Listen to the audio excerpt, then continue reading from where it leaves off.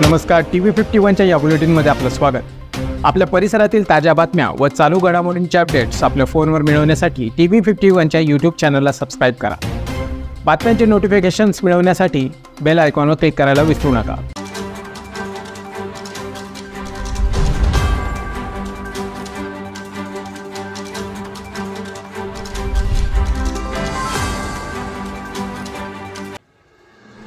मालेगाव शहरातील काही भागांमध्ये बेकायदेशीरपणे चालणाऱ्या धंद्यांवर आज पोलिसांनी कडक कारवाई केली। उपविभागीय पोलीस अधिकारी IPS सूरज गुंजाळ यांच्या नेतृत्वाखालील एका विशेष पथकाने ही मोहीम राबवून अनेक ठिकाणी धाडी घातली। गेल्या अनेक दिवसांपासून मालेगाव शहरातील काही रस्त्यांवर अनेक दुकानदार आणि हातगाड्यावाल्यांनी रस्त्यावर अतिक्रमण केले होते, त्यामुळे रस्त्यावर मोठ्या प्रमाणावर अडथळा निर्माण होत होता।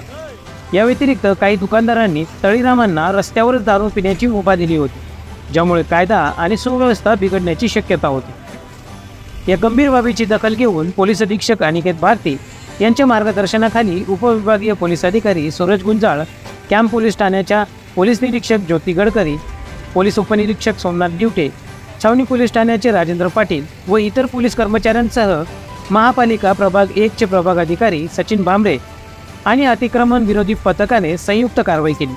या कारवाई दरम्यान रस्त्यावर अतिक्रमण करणाऱ्या अनेक दुकानदार आणि हातगाड्यावर कारवाई करण्यात आली। रावळगाव नाका येथे वाईन शॉप समोरच रस्त्यावर अतिक्रमण करत तळीरामांना दारू पिण्याची मुभा देत असल्याने बऱ्याच वेळा या ठिकाणी वाहतुकीची कोंडी होत असते। असे निदर्शनास आल्याने त्या टपरीधारकांवर कारवाई करण्यात आली। असाच प्रकार सांडवा पूलजवळही सुरू होता। पोलीस व महापालिकेच्या अतिक्रमण विभागाच्या कर्मचाऱ्यांनी रस्त्यावरून हे अतिक्रमण हटवले। पोलिसांनी असेही स्पष्ट केले की यापुढेही अशा प्रकारच्या अवैध धंद्यांवर तसेच बेकायदेशीर अतिक्रमणांवर कारवाई करण्यात येईल आणि रस्त्यावर सुव्यवस्था राखण्यासाठी प्रयत्न केले जातील।